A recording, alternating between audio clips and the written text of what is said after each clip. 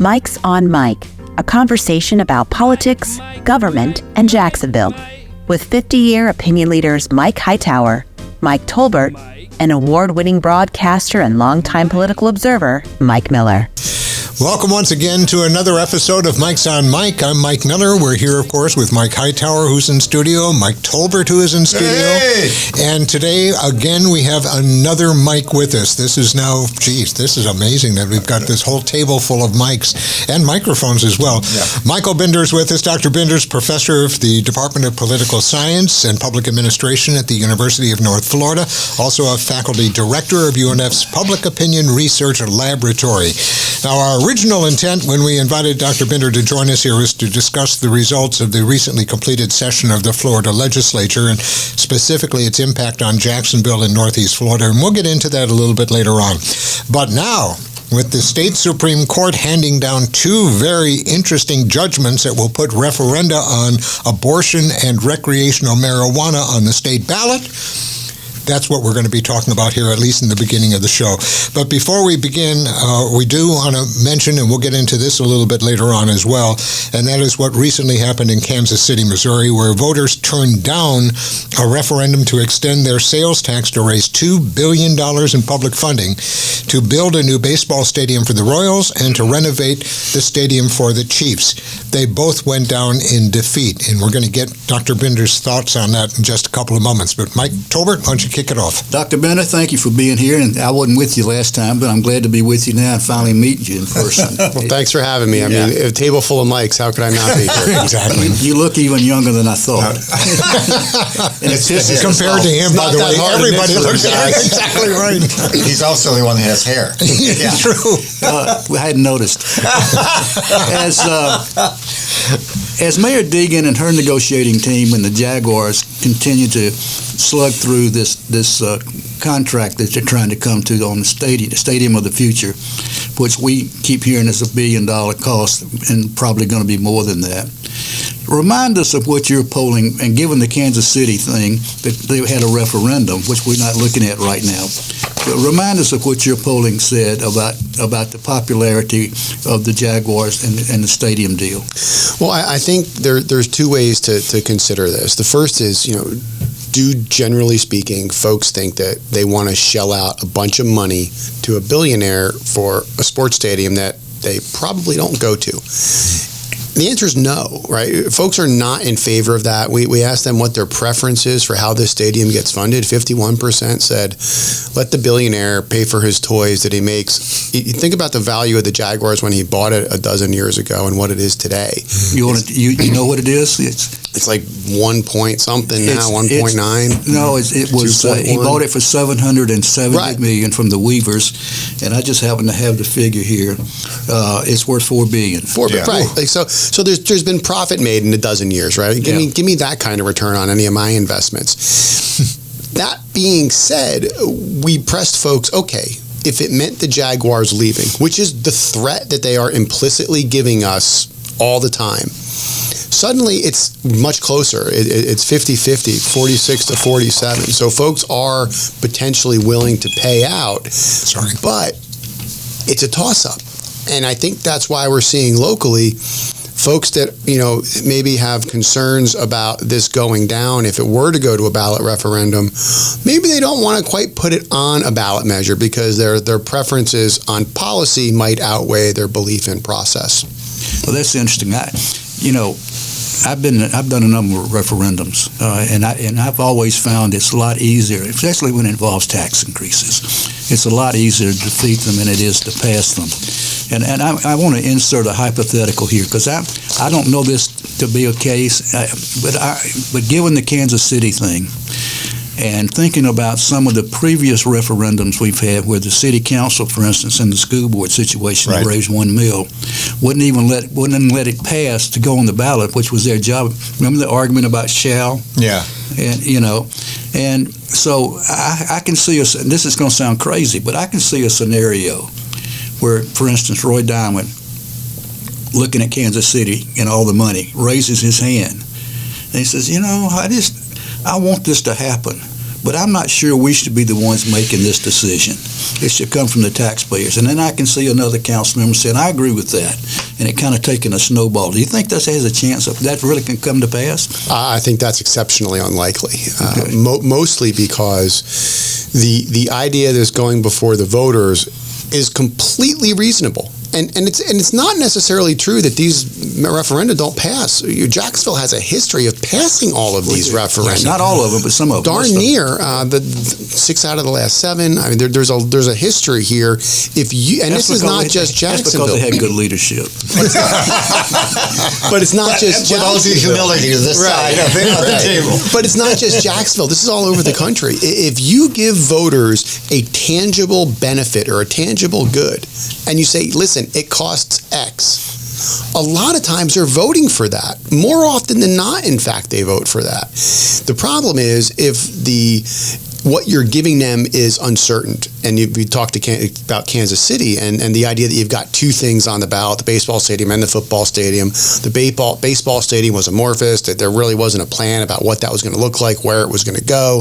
There was a ton of uncertainty about it. So yeah, it would make sense that's not going to pass. But if you have a real concrete plan and you say, this is the benefit, this is the cost, this is how it's going to get paid for, voters are willing to go along for that, right? Yep. That we did it for the schools, we did it for the gas tax just in the last couple of years, and we can go on and Teacher on. salary. Got teacher rid of Salary, salary. all those Got things. rid of tolls. Got rid of tolls. Better Jacksonville plan. And speaking of the Better Jacksonville plan, and a number of people have said this that I've talked to about why it passed.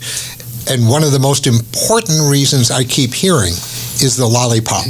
If you remember that term that was used with the Better Jacksonville plan. In that plan, $1 million went to each district city councilman to do whatever they wanted to, as long as it had to do with parks in their district. That wasn't uncommon. Trust me. That was no. That was kind of standard procedure. I recall those. But did they do that with school taxes? I don't know about school taxes, but I know a couple Did of they do mayors. that with the Renaissance plan? I don't know, but I know a couple of mayors who did yeah, that there was- whenever they need to get passed. We didn't call them lollipops. We referred to them as incentives. Okay. And Twiddly dee, twiddly dum. But even the school district plan, right? There was a list of the schools, Yes. and guess what? They were spread out. The top of that list had Yeah. some schools in every single district. Exactly. And so There's a did the reason Better for Jacks. that. Better Jacks did the same thing with Yes. that $800 million. He did the same thing with that You as know, well. and I think the other thing, but you've made it very important. That thing in Kansas City, it was one county, and the way it was haphazardly done, to say the least, and it got bad publicity. I think in this one is you've got what we're hearing is you've got a new administration where the mayor is working. You've got people inside. The council's got their own attorneys. I think you make a very good point, and the fact is how they roll it out. The devil's in the detail. What are they going to say? What's the Jaguars going to put on the table? What's the city going to do it? And then I think the other part that's a part of that, though I do believe that there'll be some members of the council who would rather pass the buck, kick the can down, so they don't have to, when they run for re-election, they can't say to do it. But I do believe when they roll out the details. And the fact is, we're still one of 32 cities. And I think that's 30, really. There's 2 in New Jersey and there's 2 in LA. I just I go back to There's 3 in Florida. I am much more optimistic. I think when you roll it out and you see what's going to happen between, and the other thing you got to remember is the Jaguars are also working with the city council. While there may be some folks that'll kick that can down, or will try to take a punt, they need 10 votes. If it It's passes, more than 10, I think. I don't think it's supermajority. No, it's a 10. I don't believe so. I think it's 10. I think it's 10. I don't know if this is going to play into it. I certainly hope it doesn't, but you have to raise the issue. Is this going to be seen, if it passes by city council, is this going to be seen as a feather in the mayor's cap? And if so, how is that going to play with the R's that are on the council as well as their consultants? Ask our expert. Yeah. Well, I mean, there's 2 things going on here, right? One is policy outcome. You know, do you want to invest in the stadium? Do you want to keep them here? Whatever. It's process, right? Do you think that the voters, like they have in many other cities, not Indianapolis supported it, several years back. There's places that do this and do vote yes. So it's not like you send it to the voters, they all say no. But there's reason to say, listen, if we're going to make an investment of this money, voters should have a say on that. Now, what does that politically mean for the mayor? And yeah, it's absolutely going to be a boon for her, assuming that it's viewed positively.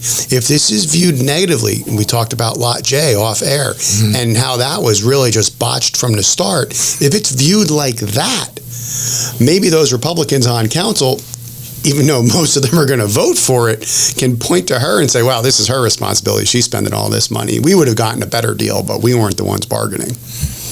I like that. That's going to be interesting. I think you're talking about two different administrations. I don't want to go in. I beat the former administration, that horse, to death.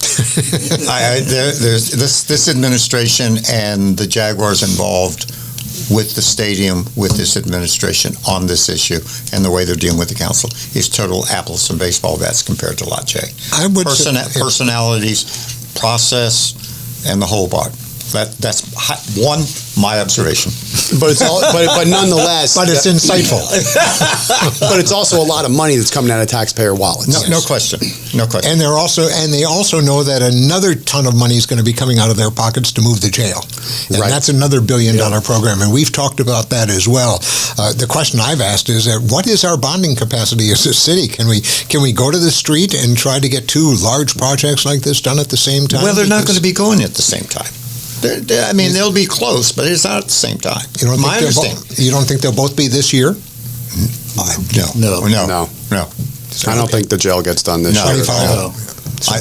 I still don't believe people have realized that it's going to roll out and they're going to want $1 billion for the jail. I think when you did the poll last September, didn't that question get asked as a way of saying $1 billion might be for a new jail? Yeah, we did $500 million because the numbers were much lower. That's right, because you said, we did $1 billion for the stadium. I think that's going to be a low number for the city's cost. I don't understand how this isn't a $2 billion project.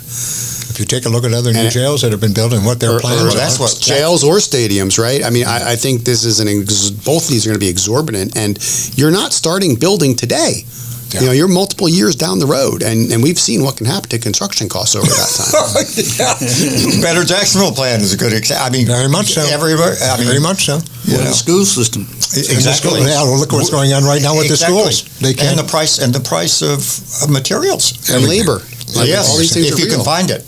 And this is we're very far off topic, but we talk about immigration here. Who does a lot of this work? And we saw this in Baltimore when that bridge collapsed, right? These aren't folks oftentimes that are born in this country. Yeah. And if you make it harder to get here, you restrict the labor market and you increase the price and make it harder to get.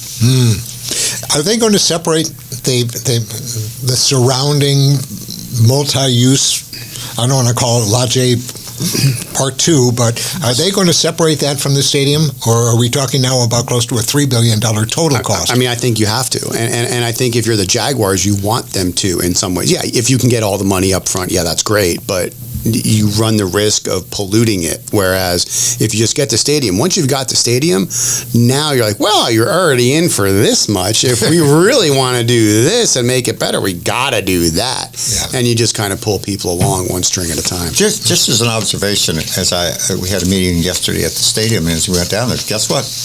We're the new hotel. There's 2 cranes down there, guys. 2 big cranes. It's been a long time since Jacksonville's seen a crane. There are 2 of them down there by the stadium. Good to know. Yeah, for 4 seasons, right there. Yeah. There are 2 cranes. It's been what? When's the last time we saw a crane downtown? Speaking of 2 things, I think there was a great crane that flew over from. Speaking of 2 cranes, yes, sir.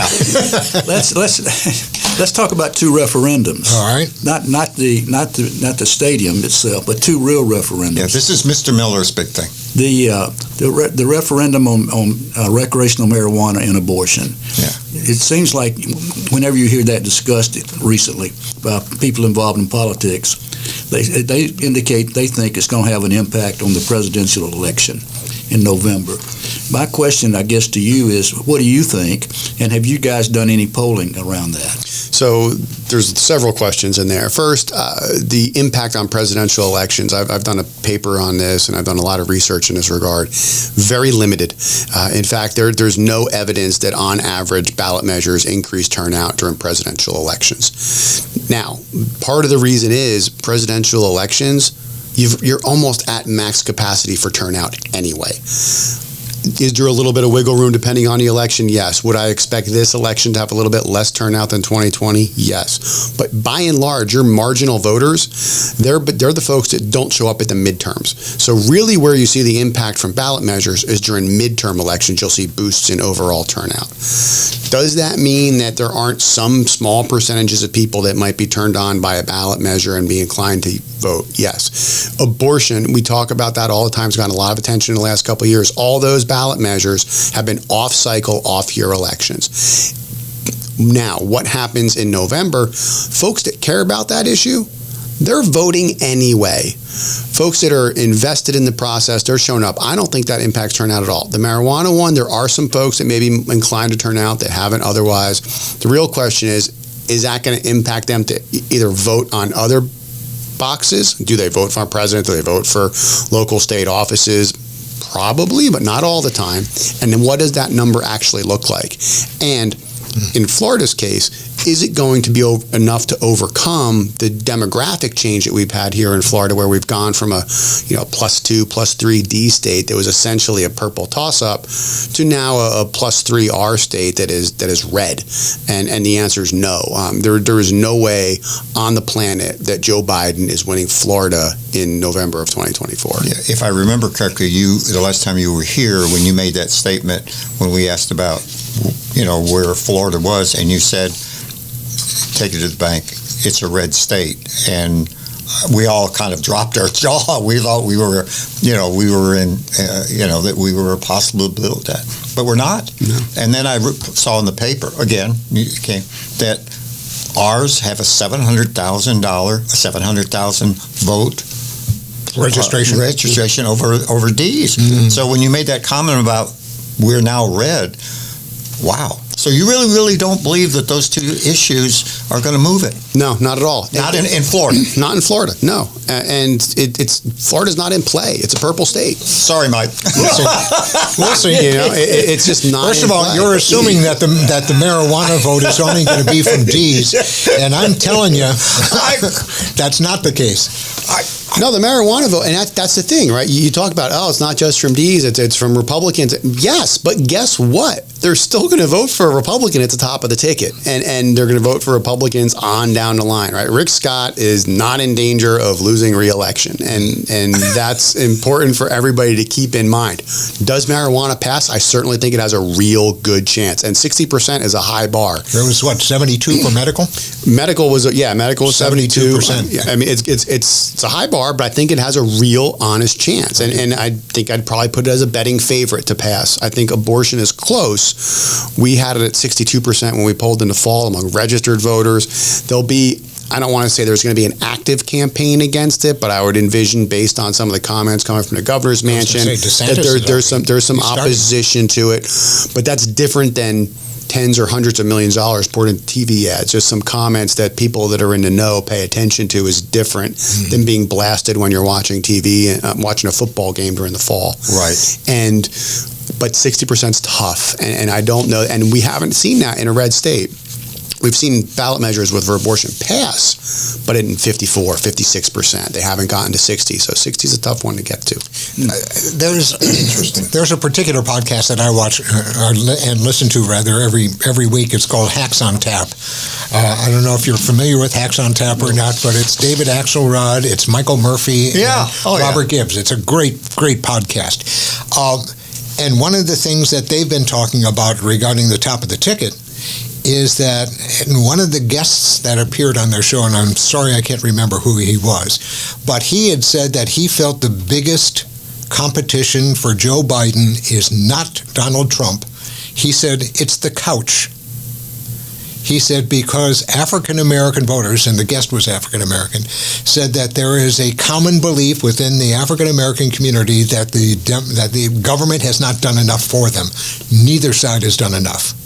And because of that, their thinking is that the African American vote is going to stay home and not vote. And that's a huge block that, as you know, Biden needed to get in order to get the electoral votes. Do you see that being an issue here? Well, he didn't get the vote that Obama got for obvious reasons. Right. And the same thing happened here in 22 with Charlie Crist, right? You know, Gillum got a much larger share of the black vote to turn out. There's not somebody on the ballot that's black at the top of the ticket. It doesn't drive turnout nearly the same way. So that happened. Biden was able to overcome that in 20. I think he potentially could overcome it again. The thing with the fall of 24 is it doesn't matter what happens in Florida. It doesn't matter what happens in New York. It matters what happens in maybe a handful of states, right. Wisconsin, Michigan, Pennsylvania, maybe Arizona. And it's going to be 10, 15,000 people in either direction. And that's a really, really small number of folks when you're thinking about a country of 300 million. Yeah. Going back to Mike Tolbert's question about the two referendums in your polling, let's put aside that you say Florida is red. Sure. In your polling, how does Duval County, North Florida come out? We come out, we're supportive of these ballot measures. And even when you break it down by partisanship, and that's kind of where this is worth looking at, Democrats are much more supportive of these ballot measures writ large across the state than Republicans are, obviously. But Republicans are pro-marijuana, and they're even pro-abortion too, just over 50%. So these are ballot measures that do stand a chance, and they do have cross-party support. The trick is it 60% plus? And that's going to be the tough thing to get to. Certainly for abortion, I think marijuana has a much better chance. Interesting. Don't look at me. Don't look at you. You want to talk about the session a little bit? Let's talk about the session. Sure. What do you think? I think if you don't have somewhere to live, the state made it much more difficult for the city to do your business and kind of manage that. Cities have been wrestling with homelessness for, I don't know, a couple hundred years now, maybe here in this country. And now that the state has really in some ways deputized citizens and businesses to sue the state if there's homeless folks around their properties, it has really changed the dynamic, and it's an enormous unfunded mandate for the cities to deal with. I mean, nobody's been able to solve this problem. Right.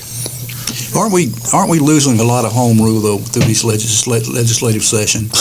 Losing/lost. There, for example, Airbnb rules. The state has kind of washed that away.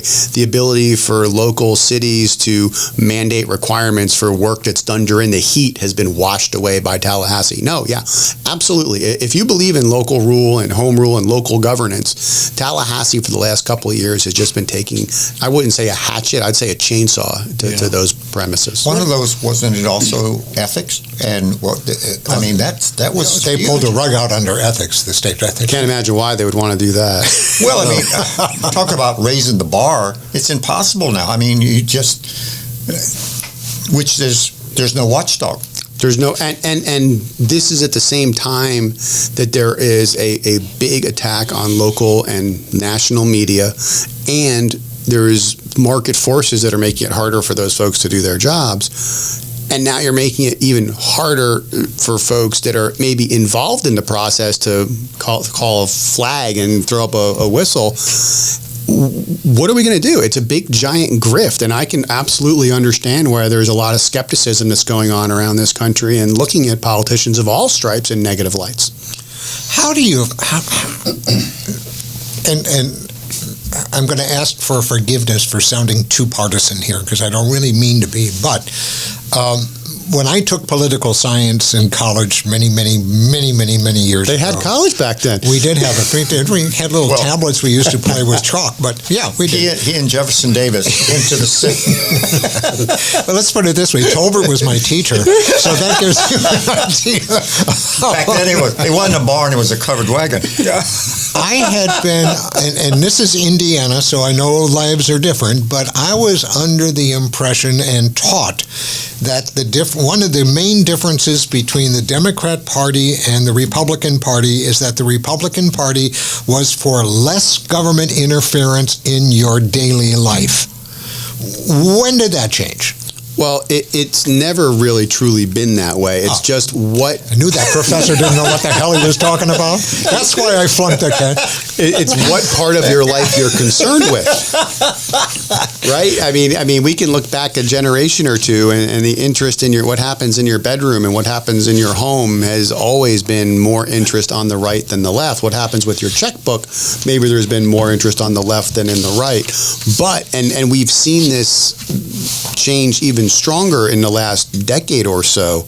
You know, the role that Donald Trump has played in shaping the Republican Party and into a much more populist party. The populist ideology is not your traditional liberal conservative ideology. I hold close to these tenets of small government in these circumstances. It's very much, policy based and grievance based and personality based, and those things don't necessarily always jive with a strict ideological code. Wow. Yeah. Okay, here's one to throw out. If Donald Trump loses this election, is he finished? Does he still have a political role to play, do you believe, if he's defeated now for the third time? Sure. I would see him having a role to play. I don't know that role would extend to 2028, but I certainly think as long as he would be 80, what on that? He'd be almost Joe Biden's age. Or Talbert. But I'm not coming back. You guys are so cruel. This will teach you to come to town. Have you met our oldest curmudgeon on this show? Just had an 80th birthday last week. Sorry, Mike. Let's keep going. But I do think that I do think that he does have a following that could be influential, certainly with endorsements and fundraising and things of that nature. Now, does that mean he has the national presence that he used to? Listen, and I'll draw this analogy, and I don't mean it to be derogatory necessarily, but I think it holds. The bully in the schoolyard is the bully in the schoolyard until somebody stands up and beats that bully down. Just because you get a lucky punch in, if the guy comes back the next day, you're going to have to do it again and again until he decides not to come back. Is there an heir apparent to Donald Trump? No. And I think that's exceptionally clear, and that's what happens when you rely on the politics of personality. You don't have the ability to create a bench, as people would say in the political world. You are relying on a singular entity, and when you're married to that entity, if it's a successful one, that's great. But you cannot replicate that. Ron DeSantis experienced that firsthand this past year. He couldn't replicate it. And, the Republicans are going to find themselves, once Donald Trump is gone, and eventually he will be gone, they're going to have to do some real makeover on what they look like. Can I follow up on your word bench? Please. What's the Democratic bench look like? I think the Democratic bench is an interesting one. And I say that because of folks that are in the administration currently have been there now for 3 years. We haven't seen the turnover that marred Trump's administration. And you've got secretaries, whatever you think of, maybe Homeland Security or, things of that nature. Right. But these folks have been in there building careers, right? Mayor Pete's now Secretary Pete.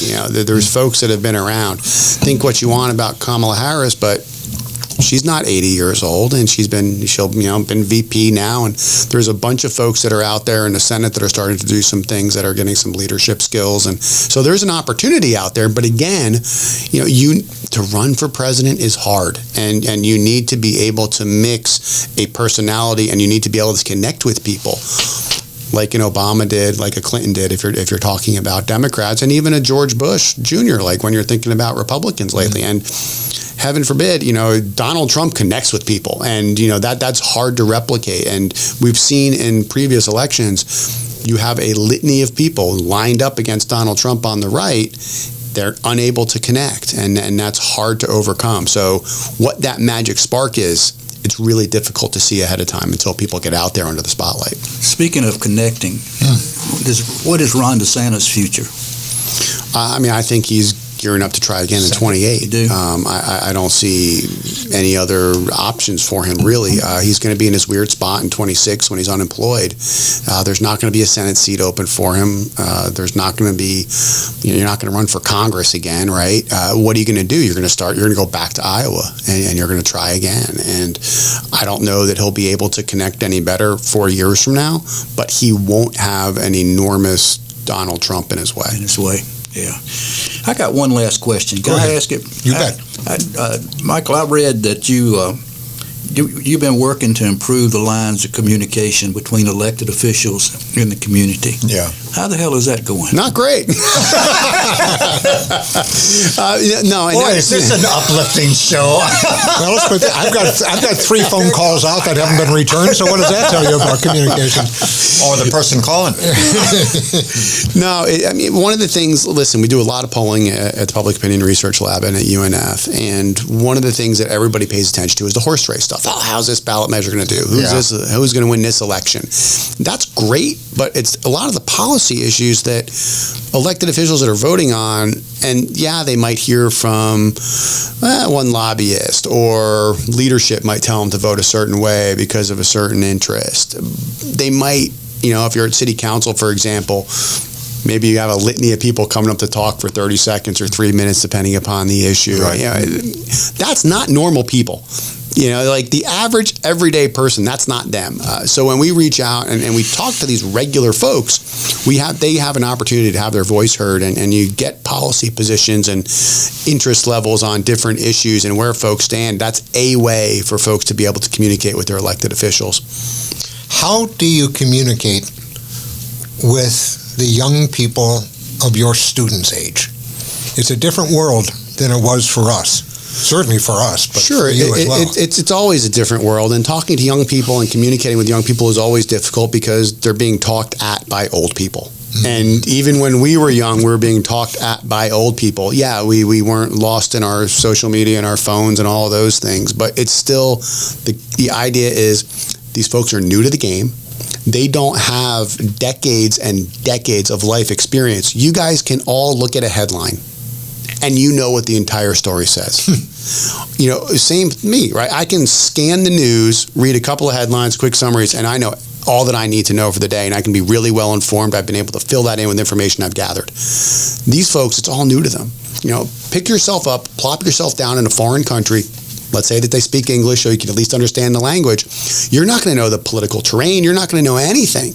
And it takes time and for these folks to build up that skill set. And unless they're, I don't want to say bred into it, but their families bring them along, it takes time to get folks to this position. They're not ready to go all the time at 18 because they have other interests, and that's understandable. I'm going to be interested to see how and I'll go back to the marijuana issue for a moment, since there's going to be so much reliance on the young people to get to that 60%. I'm going to be interested to see just how they're going to communicate to that group to, first of all, make sure they understand that there's something on the ballot here that will interest them, and then secondly, to motivate them to actually come out and vote.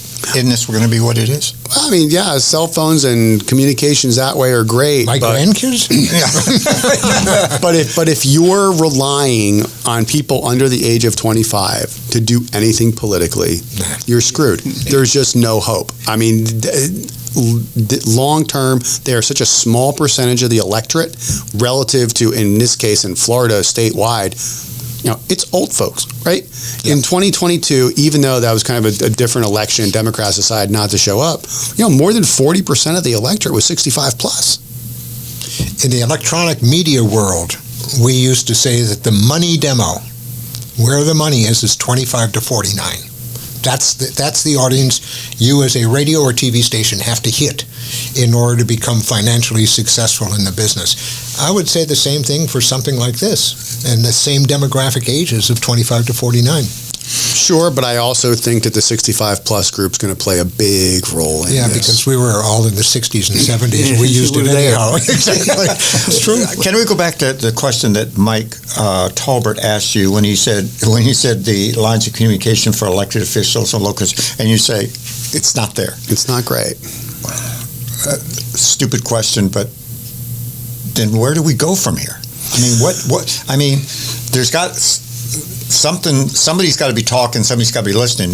What are we on a track to? I think the difficulty is 35, 40 years ago, there were 3 channels, there were a couple of local newspapers. Everybody was dealing with the same sets of information. Right.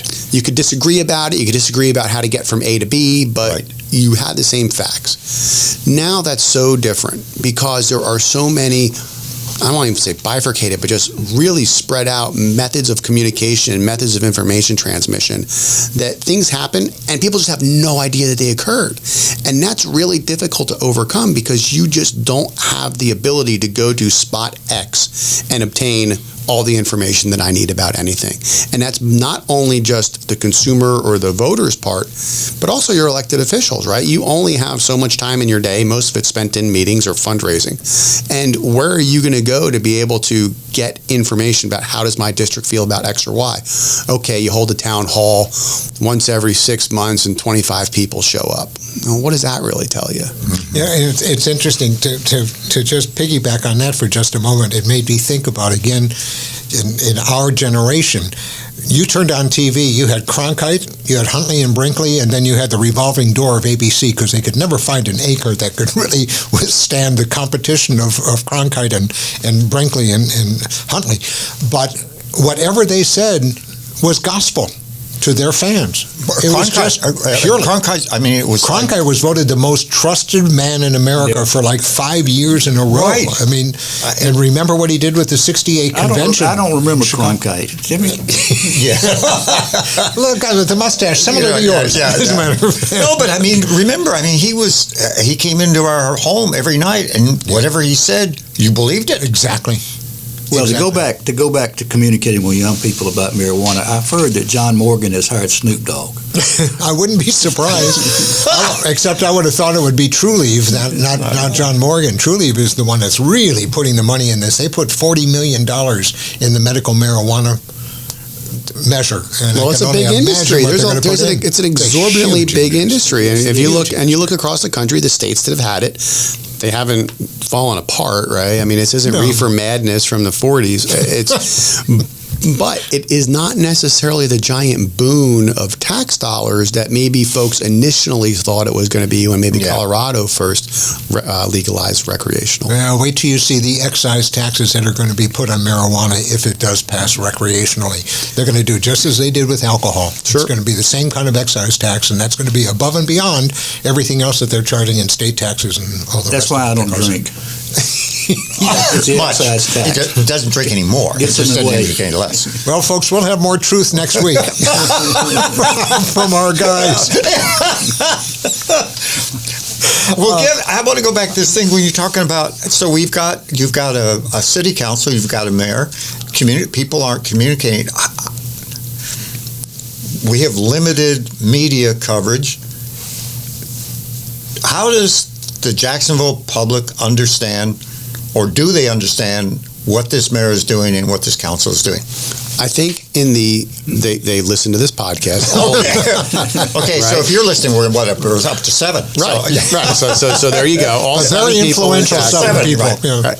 Yeah. But reality, I don't want to say there's no hope, there's never hope. Right. But on the larger issues, they do. And you talked about the limited media exposure that we have here, and it's right. The TU is shrinking. The guys there and the gals there do a fantastic job. Unbelievable job. Right, with what they do, with what the resources they have. But the big issues, I think folks know, right? JEA.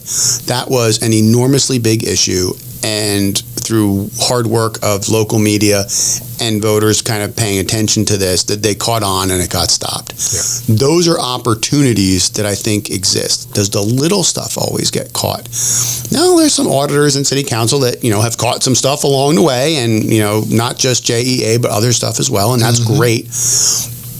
But, you don't know what's not getting caught if you're not catching it. And that is really the worry when you cripple the media and the Fourth Estate and their role as a watchdog. If ethics rules are weak to non-existent, and the media is hampered and limited, where are you?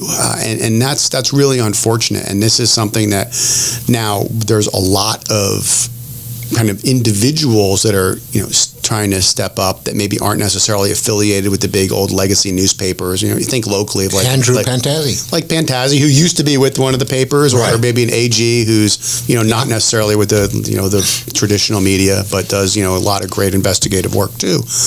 Billy Tucker's got a Mike Cruz. Yeah. Right. So you can look around. There's folks that are there, but again, it's democratized and it's not all in one spot, and sometimes it's harder to find. Yeah. All right. Does that say the role of political consultants are going to be even more critical down the road? Or more the chance of them being more influential? I certainly think that the good ones, yes. But how many good ones are there? I was just trying to think of a few on my fingers. I couldn't. Well, we've not had a good track record of late on that one. Depends on which side of the aisle you're on, isn't it? I won't talk about this. It depends on what your goals are, right? If it's just to get elected, that's one thing. If it's maybe to move on to other larger national campaigns, maybe you can point to some successes. Susie? Thank you, Mike, very much for being with us. Dr. Binder, you're great to have. We appreciate four mics. Can't do better than that. Can't do it. There's nothing else you can do. That's exactly right. And we got Tolbert here. And I won't be back for a year. Keep us informed with what you're doing. Yes. Please come back. And the phone works both ways. If you've got something you need to talk about or you feel that the audience is going to be interested in, call us. Let us know. We're in the field right now with a national survey. Good. Oh, good. So there's a lot of good policy issues in there, nationally, abortion, and of course the Trump-Biden stuff, but a lot of fun stuff there too. Well, keep us posted. Will do. Appreciate it. Once again, too, we want to thank our sponsors of Mike's on Mike, and that's Alan Bliss at the Jacksonville Historical Society at the Jacksonville History Center. We just got to see him yesterday, as a matter of fact, and he sends his best wishes to everybody, and we're delighted to have him as a part of this program, a very important part of this program as well. And a part of our community. Thank you for watching us. We'll see you again next week. Take care, everybody. Mike's on Mike with Mike Tolbert, Mike Hightower, and Mike Miller can be found on your favorite podcasting platform, Facebook, and YouTube. Visit the website at mikesonmike.com. Join us next time for more conversation with Mike's on Mike.